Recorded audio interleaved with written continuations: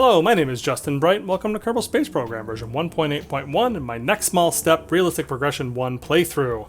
So in this episode, I am going to be digging in a whole bunch into design and design philosophy for how I put this next rocket that I'm going to use together. I spent just a lot of hours trying to mix and match parts, trying different things. There was a lot of checking back on the RP-1 Discord for best practices and so forth, and I came up with something that is not best practice, but I think is going to be a lot of fun. So hopefully that will be entertaining. Let me know what you guys think of that. And I already apologize for this later on in the episode, but I did a bad with my microphone at some point, and you'll know because it's pretty atrocious, and I'm so sorry. Anyways, all right, so we've got my slightly more modern Redstone-Aerobee rocket on the pad with my air scan satellite to do atmospheric analysis. So key factors are we need to get above 332,000 meters for our periapsis, and we need to get above 640,000 meters for our apoapsis. So let me just double check that we actually have the science we need on here. Should be all good, theoretically. Yep, temperature scan and pressure scan. So this may be something that we need to manually complete if the game doesn't like the fact that I already have this science done, but we will see what happens in 3, 2, 1. Throttle up. And we have thrust and release. There we go. Yeah, so slightly more modern rocket. I think I've launched one of these for you guys before, but yeah, this is just using all the shiny new tankage, which is really exciting, and also getting more testing done of our A-series rocket. So let's start rolling on over. There's no need to stress about inclination or any particular orbit. We just need to get up to a certain periapsis, and then make sure that we get up to above these two. We don't have to go any amount of inclined orbit or anything like that. So I've been playing around doing a ton of testing of new rocket systems now that I have the 1956-1957 orbital rocketry node unlocked. And man, there's some really interesting stuff that you can do, and it's all very different, but I've found that it's almost necessary to start using MacLeod's PVG, Primer Vector Guidance, which is in Ascent Guidance. You go down here to Primer Vector Guidance, and there you go. And this gives you, it basically autopilots you into orbit, which, I don't know, what do you guys think about that? That seems fine to me. That it would it would make it easier for me to chatter at you guys during my launch phases, because I wouldn't be stressing about making sure I was hitting hitting the certain orbital parameters while also trying to recite little history facts at you. So I think I like it for that idea, but let me know. In the stock game, there's this erroneous, but there's this feeling that it's kind of like cheating a little bit, where you're kind of letting the game run the rocket flying for you, and you should just do things manually. And that makes sense around a Kerbin-sized world, but I'm really not sure it makes sense on Earth. Rocket launch, nobody's up there with a joystick flying rockets into orbit. It's just not how it's done. But anyways, so I'll probably be playing with that, especially just to test it out with some of my heavier orbital rockets that I'm working on. So let's see, we've got about 8 more seconds. We should be just fine on our periapsis, so I'm going to throw this all the way over to give us a little extra horizontal boost, and there you have that. Cut the throttle, and we're going to go ahead and stage, turn on RCS, and hold us prograde as we continue flying up into orbit. So anyways, the atmospheric analysis satellite contract only requires these orbital parameters, plus they require the ability to do temperature and pressure science. So the basic temperature or thermometer and barometer parts. So I think that's actually closest to the real first weather satellite that was launched, which was Vanguard 2. The Vanguard rocket being one that I completely skipped over, and we're not going to worry too much about that. But it was basically trying to do what this is doing, just gather temperature and pressure science from space. but it failed pretty quickly, and it rotated weirdly, and it was not a good long-term satellite. So I think that actually fits perfectly with what this is, rather than what you'll find in Wikipedia for the first successful weather satellite, Tyros-1, which is a very cool thing. All right, so we've got ourselves in the right spot, so we can actually just go ahead and warp forward a bit, and you can see that it's that warping that really did us in with the ullage on this. Just it's sitting stable, so now there's like air bubbles and things like that just kind of free floating around inside the tank, which would blow up the engine basically, or at least cause it to fail to start.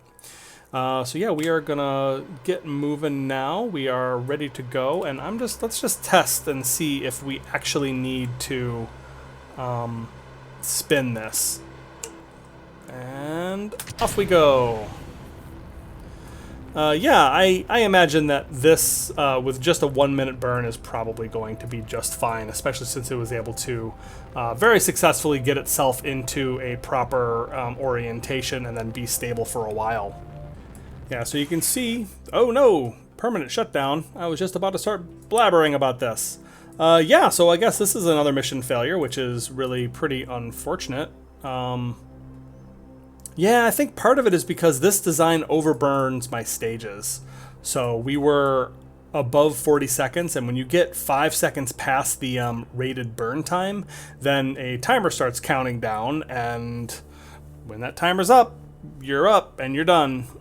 So yeah, that's gonna be it for this one. Pretty unfortunate. We still had a good amount of fuel left, and we are not even close to orbit. So this is just gonna get a little bit of science and then crash. So we are gonna have to very quickly put up another satellite to nail this contract. Yeah, it's pretty unfortunate.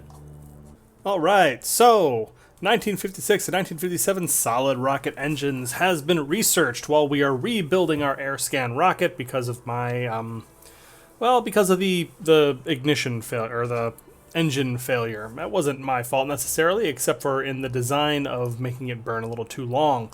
I've got a new one building that shouldn't, it shouldn't burn as long, and I think it should be just as capable, so we'll see how that goes. In the meantime, it's time to play with some new solid rockets. I'm very excited about this. Now we can finally do a bunch of baby sergeants, which is actually a lot more interesting than it seems.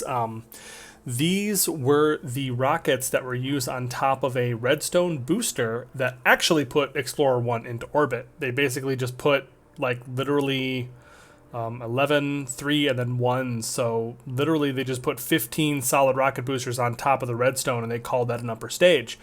We've kind of gotten around that with our putting a Zasser 1 on top, but this is kind of the way that it was done historically. And there's a lot of really interesting boosters, like the Caster 1 is something that comes up a lot in discussions about this part of the early game, as a very, very capable solid rocket. Then there's also, looks like a solid kick motor for Aerobee sounding rockets, which we may or may not actually use, and the GCRC, which is once again something that was used on a lot of, well, not once again, but this was much like the Baby Sergeants, used as an upper stage or kick motor to get payloads into their intended orbit out from just low Earth orbit. So yeah, there's a lot of this stuff that I want to use, but it doesn't look like I'm going to be able to afford all of it. So eeny, meeny, miny. All right, I'm going to grab the GCRC, I think, because this looks like a capable little upper stage. This was used on Vanguard rockets. So yeah, we're going to try this one, I think. Because I don't necessarily feel like I need to do the whole Baby Sergeant thing to make a realistic Explorer 1. Yeah, that sounds fine. So yeah, we'll do that, and I'll see what I can build with that. We are really low on funds, and I think the answer lies on the moon. So yeah, I think with some of the rockets that I've been able to build, we have the capability to get to the moon, but the question is whether I will be able to fly us to the moon. So having the Delta V to get someplace is not the same as having the the capability of launching a mission that will actually get you there. So I could, in theory, grab both grab these lunar contracts and then give myself a 2-year deadline to actually get to the moon and orbit, and that would give me a tremendous amount of money. That would give me the ability to upgrade my facilities, because as you can see, to get my tracking station upgrade, I'm going to need 50,000 funds, and to upgrade mission control, I'm going to need 200,000, and both of those are going to be needed to actually start planning maneuver nodes. Man, I miss maneuver nodes. I can't believe I've had like a dozen episodes of this series and I don't have maneuver nodes yet. So anyways, that would not take, I don't think that would take another upgrade to my launch pad. I think I have a rocket that is capable of accomplishing this mission. It's just a matter of having the maneuver nodes to be able to do it. So this is going to have to be another one of those per aspera ad astra moments where I just kind of decide to do it and go forth and conquer. But I think what I want to do first is test the rocket that I will be using to do that. Alright, so I was talking here about the relative merits of the Explorer 3's Delta V compared to what we're using in the future, but this is future me apologizing for the sound quality that's coming. I must have had my headphone flipped up yet again. So sorry, guys. Introducing the Sealess 1, which those of you with sharp eyes will be able to tell is basically a Thor-Able.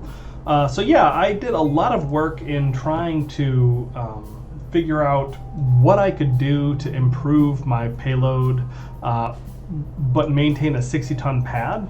And this is kind of what I've come up with. So there's a couple different options that I had at this point that I'll kind of talk through when I get to it. But yeah, this is what I think I'm going to use for now, even though it's not the absolute optimal thing. So let me just kind of talk through this and break it down, because once we actually launch it, like I can talk a little bit about the historical inspiration for this, but for now I just want to talk about the actual design choices that I've made. The LR-79 powered the Jupiter and Thor rockets, and that's the design that I kind of settled on, is to make a Thor-alike, because I wanted a single engine rocket that's going to be a really good, like, get stuff into low Earth orbit sort of rocket. So we have down here just the one big single engine. It's the LR-79, which is designed exactly for this purpose and was the rocket that the Thor and Jupiter rockets used. It's got a pair of LR-101 vernier engines, which are going to be used on a lot of our these early rockets. I'm not sure it's strictly necessary, because this thing has just a wacky gimbal. If I fly this rocket manually, you'll see that it kind of flies all over the place. It works a lot better with MacLeod. Just provides a ton of control authority, but it looks a little silly with it pitching 8 degrees out to one side, just sending rocket exhaust flying off. But yeah, so the LR-101s are there to help with roll control, and also to make sure that it is perfectly steady. I found that this, even with the giant gimbal, this flies straight, but it starts rolling slightly, and I didn't like that, so I put the LR-101s on to keep it perfectly stable. And it also has these little tiny fins, because that's kind of what the actual Thor rocket looked like. Kind of go up the middle here, we're using balloon tanks. I chose balloon tanks because they have a better mass fraction. There's a smaller dry weight to them, because we are using an engine that is not highly pressurized. We don't need the internal structure.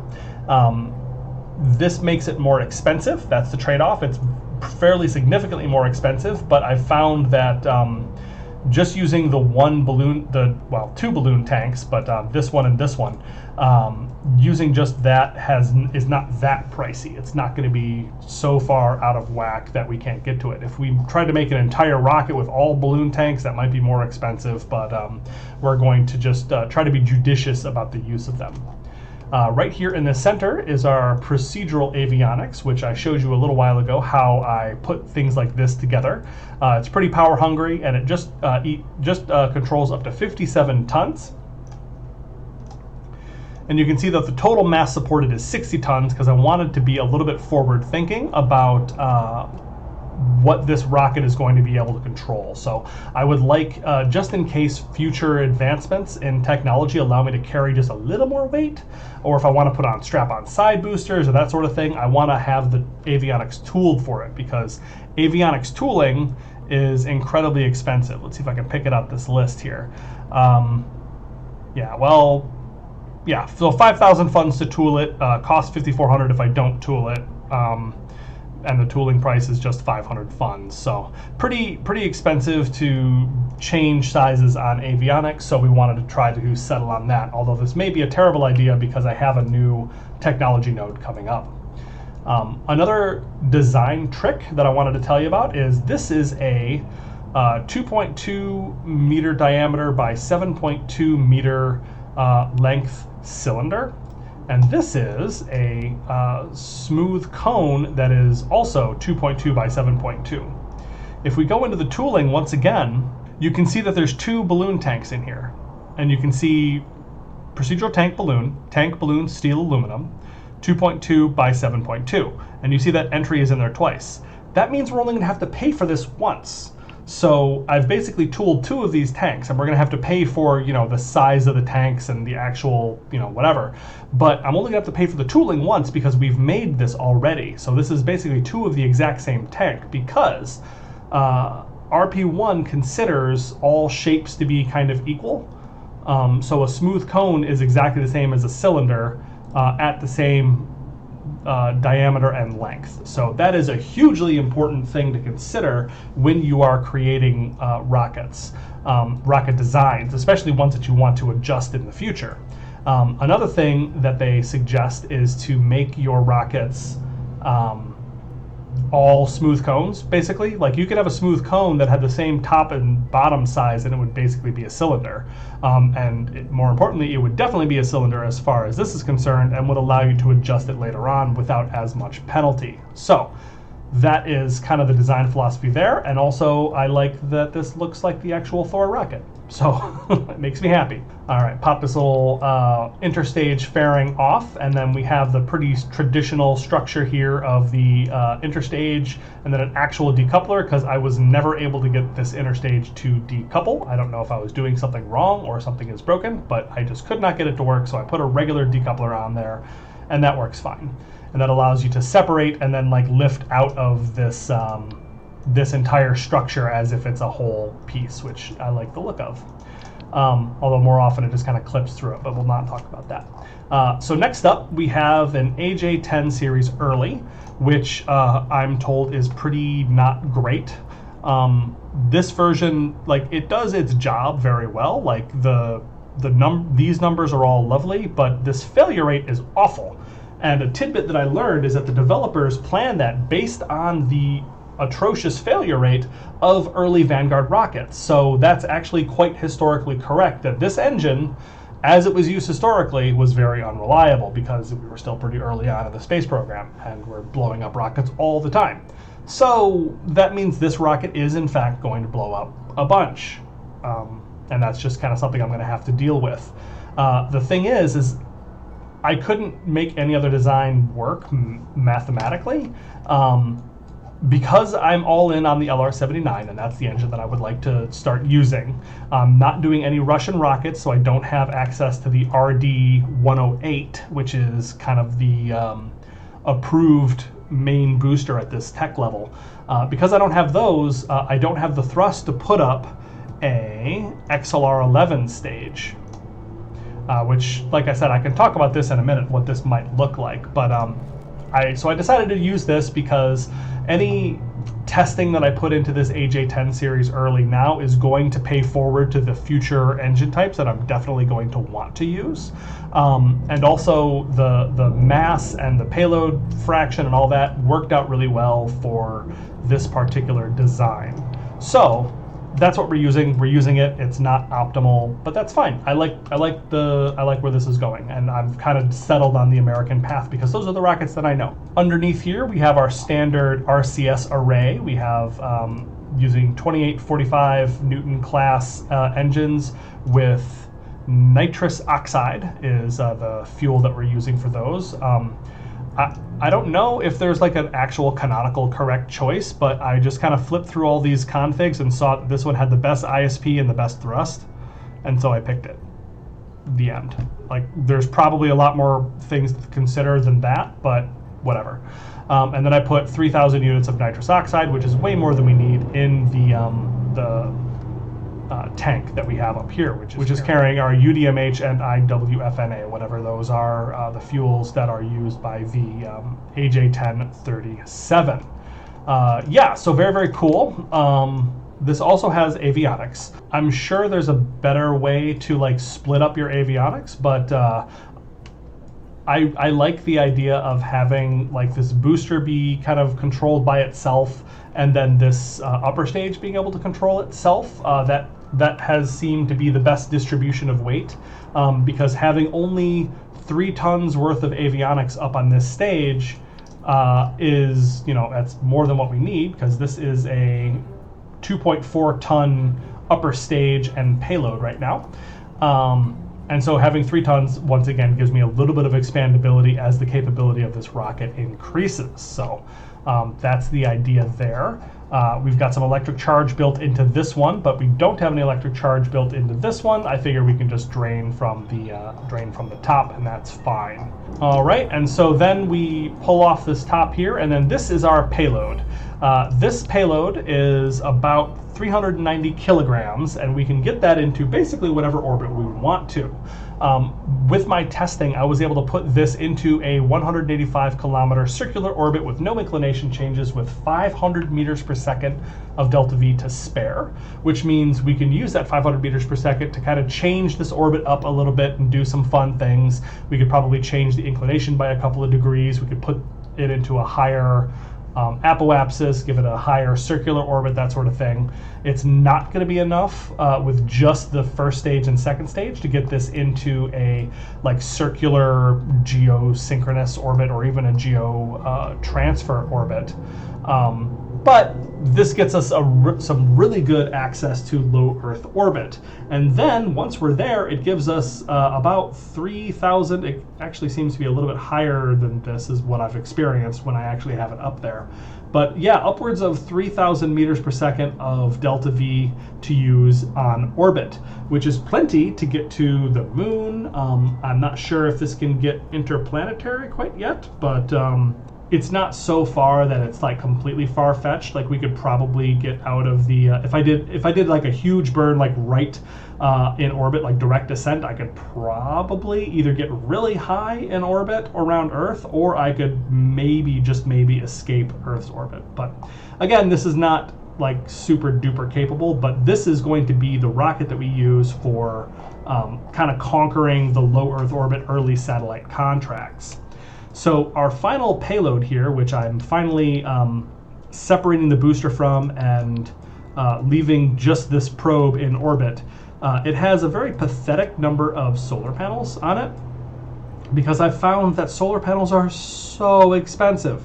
Actually getting enough solar panels to power this thing for any permanent length of time would cost as much as like it.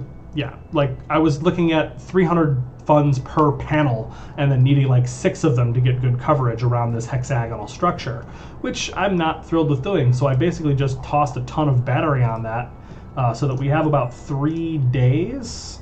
Yeah, a little bit more than 3 days, and then we have some rechargeability that will extend it slightly.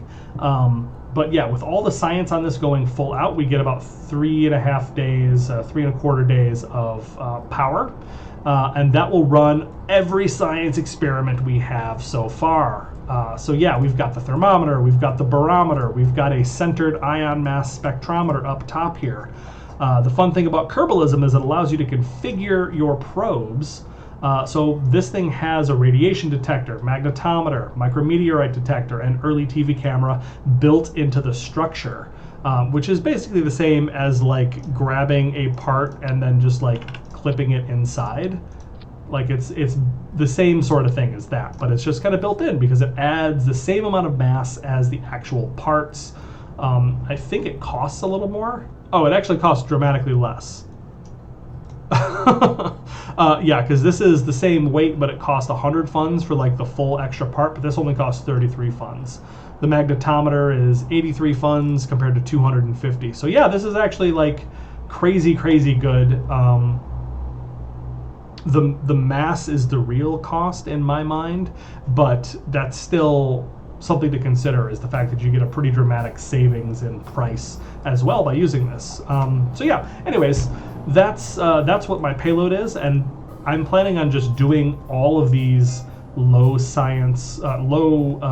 Earth orbit early satellite contracts with this, so that I can start really pulling in all the Earth science that I can, because like I've mentioned before, some of these take 91 days, this one takes 30 days, this one does every space low biome but takes 20 minutes a piece. So there's a lot of science that we can get out of this, but we need a whole bunch of satellites up there to do the work. So that's what the plan is. That is my Celis-1 rocket that we are going to use for pretty much everything once we tool it. All right, and so the tricky thing is that all these balloon tanks and new sizes and everything else is going to cost us 80,000 funds to tool. So youch. But thankfully we're going to be using this thing a whole lot, so suck it up and do it. There we go. That brought our cost down to 2,907 funds, and we can go ahead and build in 142 days. All right, so with the that contract out of the way, I did a quick explain high contract, which got me a little bit of extra cash. But now that we've done our tooling of the rocket, we can start spending our points, because we've got our research unlocked, we've got our rocket tooled and ready to go. Now it's just a matter of building a bunch of them, knocking out contracts, and waiting for further tech unlocks. So that means we finally have time. So let's go ahead and, or extra money to spend. So let's go ahead and drop this into the VAB, because that's what we are waiting for now, is to get these rockets built as fast as possible. We also have some technology to work on, but I can kind of talk about that in a moment after we accomplish some more stuff. As I mentioned, I keep running Psyplane missions to do X-Plane high contracts while I'm doing everything else, just to keep my spaceplane hangar running. It is taking a lot longer and is not nearly as profitable as it could be, because I keep blowing the engines off, because mostly it's because I'm impatient is the problem. But even with that, we are still making some slow progress. There's some extra stuff. We need to get the next level of cockpit to be able to really make any progress on our manned spaceplane program, but these contracts are 20 grand a piece, and it does not cost me that much to keep refurbishing the Psyplanes. I don't see any reason not to just keep doing that in the background, and you've seen me fly that mission about 1,000,000 times. So, all right, sitting on the pad is one of our old Redstone rockets, and probably the last one that I'm going to build for a while, unless I find a new payload to put on top. But definitely it's going to be the last one of these where I'm just putting an Aerobee as is on top. So anyways, 3, 2, 1. And off we go. Yeah, so we're doing that, and we have 2 contracts that I would love to finish with this. I am calling this rocket the Polar Air Scan, because we are trying to do 2 things at once. I would love to get to a polar orbit, which is between 85 and 95 degrees. So we are going to rotate 45 degrees. No, that's not right. We're going to rotate 90 degrees so that we can be pointing north and start kicking ourselves over that way. So other stipulations, in addition to 85 degrees, is also that we need to have a periapsis above 332 kilometers and a apoapsis above 640 kilometers. So those all should be doable things. But yeah, flying this rocket manually, there's a lot of, I've been playing a lot with the MechJeb PVG Primer Vector Guidance mode for ascents, and I love it. It's fantastic, but I'm not great at it yet. There's a lot of like tweaking of the configuration that you can do to make it fly your rocket a lot better than you could, and I've gotten some really great results out of it, and I've gotten some really bad results out of it.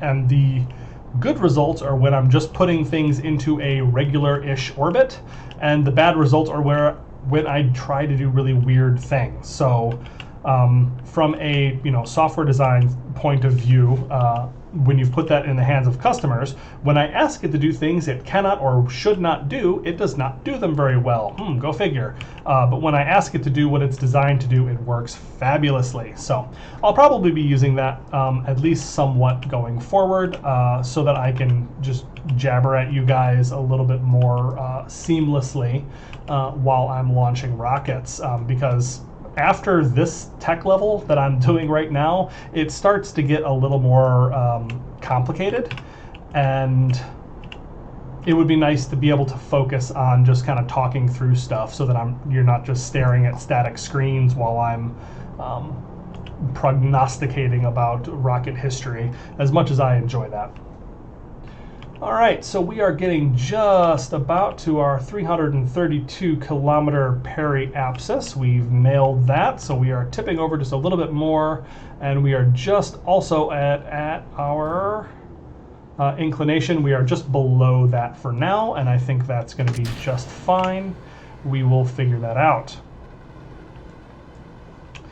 So all that means is that when I circularize, we're just going to have to tilt it over just a little bit to one side, instead of just going straight down the barrel of our program.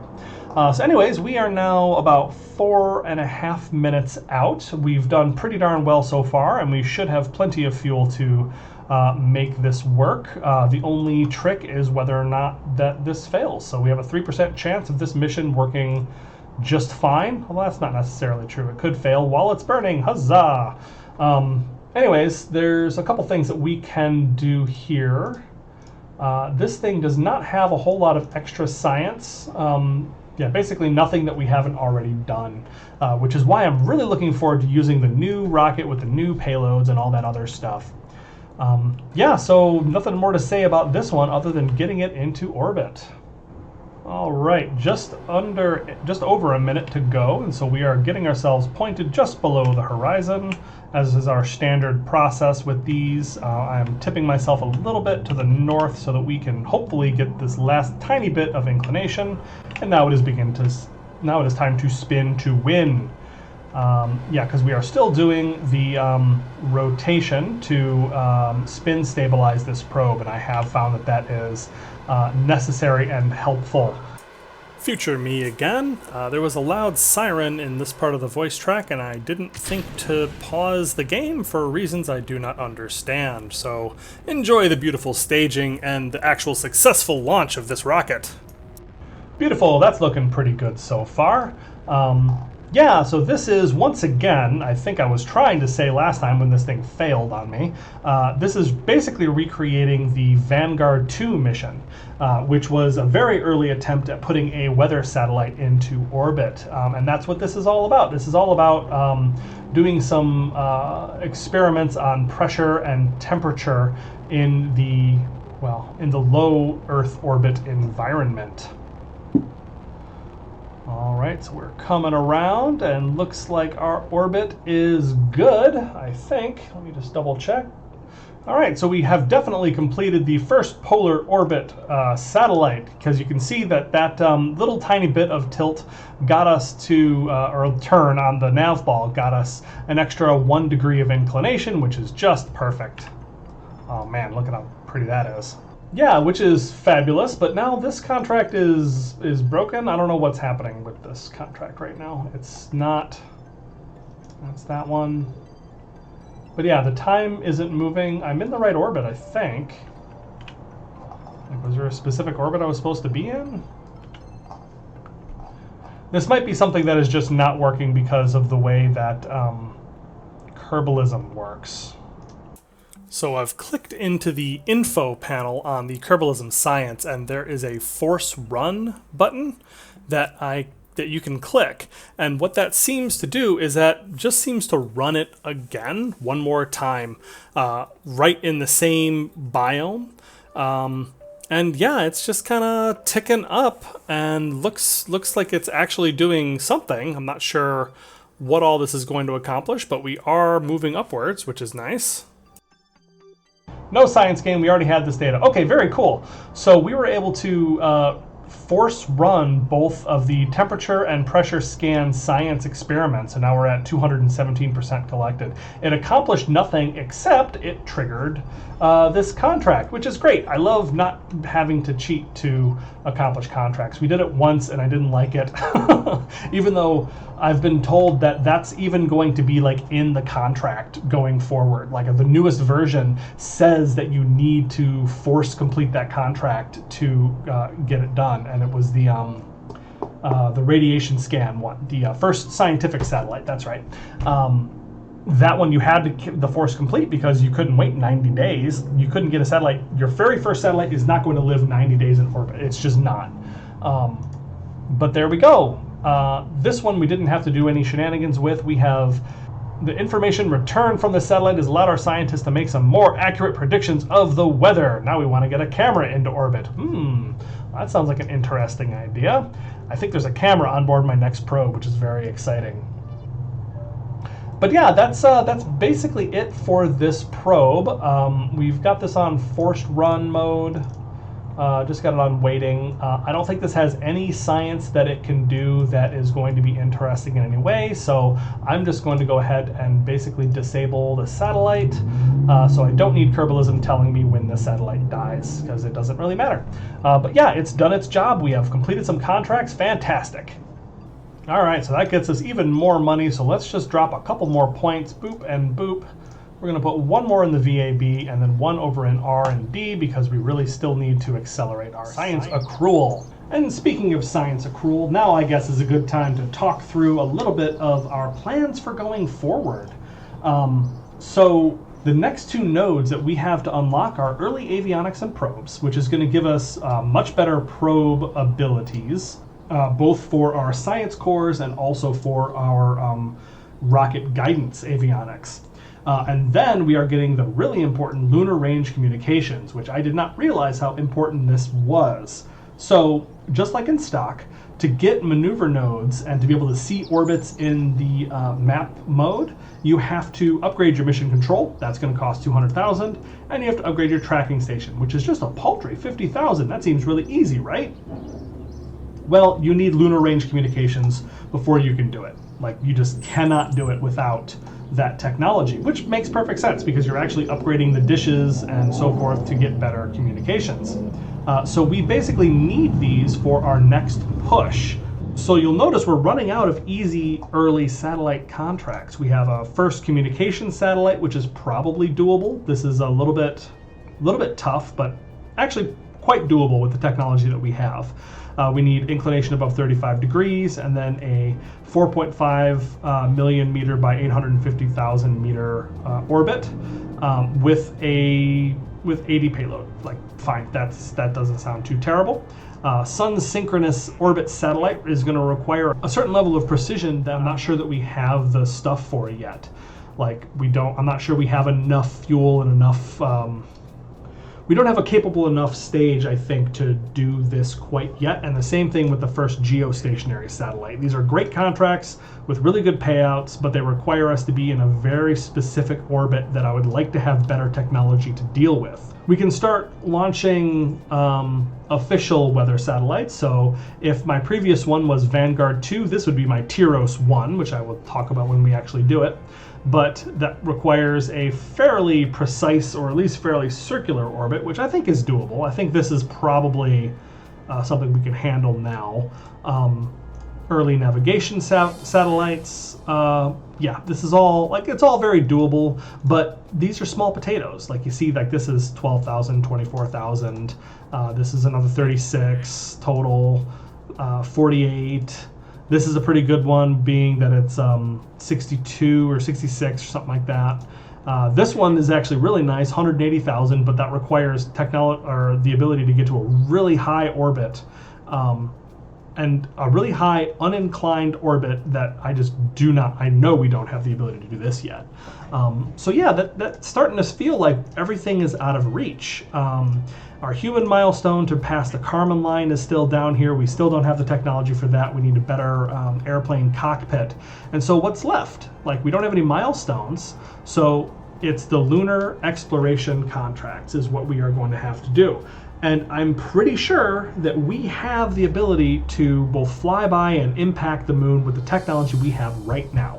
With the rocket that I have tooled, I am very confident that we can land or nail the moon with a 40 kilogram projectile, which I think means we'll have to keep the stage on that probe, but that's a different question. And this is going to get us an amount of funds that looks a lot like when we did our first orbit and first scientific orbit contracts. That is going to get us a tremendous amount of money that is going to allow us to build out the infrastructure that we need to move forward with our space program. So that is our next goal, is to start throwing probes at the moon. We're going to start chucking them at the moon. We're going to see what happens. But because we're trying to get to that range, I need longer range communications. So, and I also am going to need maneuver nodes, because there's probably a way for me to kind of cheese a flyby with the current level of technology. I could probably manage that, just knowing that when the moon is just rising over the horizon, that's the time to burn equatorially, or not equatorially, but burn toward the horizon. Like, you should be able to hit the moon if you do that. That works in Kerbal Space Program just as it does here.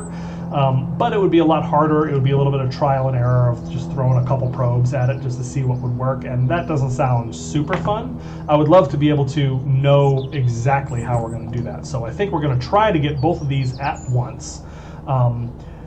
And before we do anything, before we can even start upgrading this building, we're going to need to get lunar range communications. And looking at the contract, the lunar exploration contracts, these once again have a 730-day duration. So let's not give ourselves more of a harsh deadline than we need to, right? So I think for a little while, for another 200 days, better part of 1958, because we are just at the end of 1957. Farewell, 1957. We are just at the end of 1957 and moving into 1958, so that's going to take most of 1958. But we are going to spend that time doing contracts to improve our points in the VAB and the R&D center. So I think that is going to be our plan for the next couple of missions. All right, so now we're up to 25 points in the vehicle assembly building, 26 points in R&D. We need both to be moving just a lot faster than they are. Once we start getting our new Celis-1 rockets up, I think that's going to really help, because we're going to really start cranking in some science. So that's kind of the ulterior motive of hanging back off of the lunar contracts, because we are where we need to be technologically speaking to do the preliminary steps before we start throwing probes at the moon.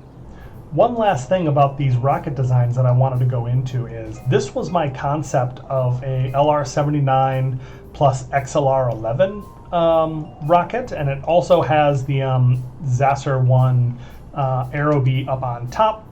You'll notice this is dramatically more capable, but it kind of lumbers off the pad, so I didn't love that.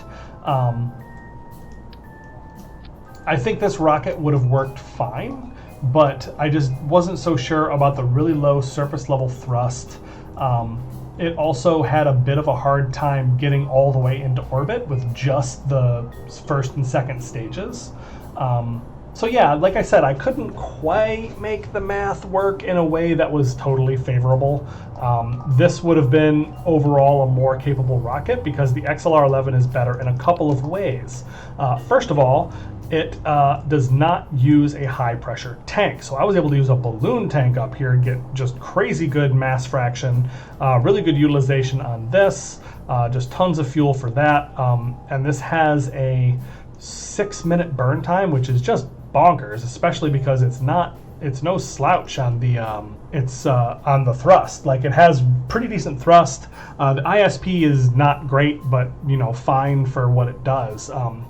But yeah, so this would have been a great option, I think. But the trick is the path that I've kind of chosen was down the American side of things, mostly because those are the rockets that I know and that I can talk a little more confidently about. They start, like, this LR-79 is crazy powerful compared to the rockets that I've been using before, the A-series rockets and even the RD-100 series that I'd been using. Like, this thing has a lovely 700 kilonewtons of thrust at surface level, which is awesome, and it has really good ISP and the whole thing. But the rocket that was suggested to use with this, the engine that was suggested, is to use the RD-108, which starts at nearly 1,000. Like, it's 740 kilonewtons on the pad, but ramps up quickly to 940, which, yeah, I can see why that would work a lot better than the LR-79, which starts at under 600 thrust and then ramps up to 700. So that's why I couldn't quite make the XLR-11 work in a satisfying way, but I think that if you are using Russian booster stages, it's a fantastic idea. And the final cherry on top is I've used the heck out of this thing. Various levels have various amounts of data units, but overall we have a ton. And like, even with this, even at this one, which has not been tested very much, it's under 500 data units, it has a under 5% failure rate compared to the AJ-10 early, which starts off close to 30%. 22% for the full burn failure rate for more data units than this one has. So this will get a little bit better, but I really need to just be ready for 1 in 4 of my Sealess 1 rockets to just fail because the AJ-10-37 is a bad engine. So yeah, anyways, that's enough design stuff for now. I'll talk the history of this rocket that I actually ended up using when I launched one. Oh no, my very first retirement. Rostislav has decided he was done. I actually had him on my most recent flight to see if I could postpone his retirement date, but he was done. He was finished flying that damn thing. He saw me blowing the engines off of so many of those beautiful science planes that were built by Simov that he just couldn't handle it anymore, and he has taken off. He is done. We appreciate his contribution. Salute to you, sir, and farewell in retirement. We'll have to hire more astronauts, but we really don't need to yet. We still have 3 pilots. So when we need to, we will start having to hire some and train them up. But for now, we are going to use our same, the last 3, and try to keep them in fighting shape. Oh no, another retirement. Boris Uspensky. For the same reason as Rostislav, I imagine that they were old friends and they have decided to ride out into the sunset together. Thank you both, gentlemen. We probably have another couple of retirements coming up fairly soon here. Yeah, they're both going to happen this year. So yeah, Sally is the only one, so I really need to get another flight of my Psyplane ready to go. Looks like this is not going to be done in time to save Dmitri, which is pretty unfortunate, but hopefully it will be in time to keep Sally in our space program. So this is another reason why you want to run supersonic plane flights while you're doing your rocketry, is to keep your astronauts working and trained up and ready to go, because it is not going to be cheap to hire new ones. All right, so that done, we have some new science completed, huzzah! Early avionics and probes, which I'm very excited about. We haven't had a good avionics upgrade in a long time. That gets us both a, oh, look at that. Oh my gosh. Look at that. It actually tells you right there. Wow, I'm such a goob. I had no idea. I thought you just had to kind of guess what the upgrades were. Okay, it's fine. Everything's fine. But yeah, you can see that our actual mass control avionics, like our guidance computers, will have a 15% reduction in mass, a 5% increase in cost, which, you know, seems fair, a 15% decrease in power. I have to assume that's power usage. I think so. And then the Science Core has a 76% mass decrease, a 25% increase in cost, which is totally fair because we get a 99.4% power reduction. So once again, I have to assume that that means that it uses dramatically less power, which is awesome. That's the kind of thing that we're going to need to get things to the moon. All right, so let's go right into a real-world example of our procedural avionics upgrade. We cannot afford it. I forgot you had to pay for it. Really, 12,000. Huh, for some reason it only costs for the control modules, which is fascinating and I don't know what to think about. But anyways, I guess we could say that the cost, or not we could say, I guess the idea is that the cost of the science core is baked in and then you had to pay for this one, but you couldn't like make you get the upgrade twice, I guess, the node twice. Anyways, it's not important, but we can just check out. So we are at 25 watts and 17 kilograms, zero watts. This uses 0 watts of power now, and it has gone down to 4 kilograms, and with just a very minor increase in cost.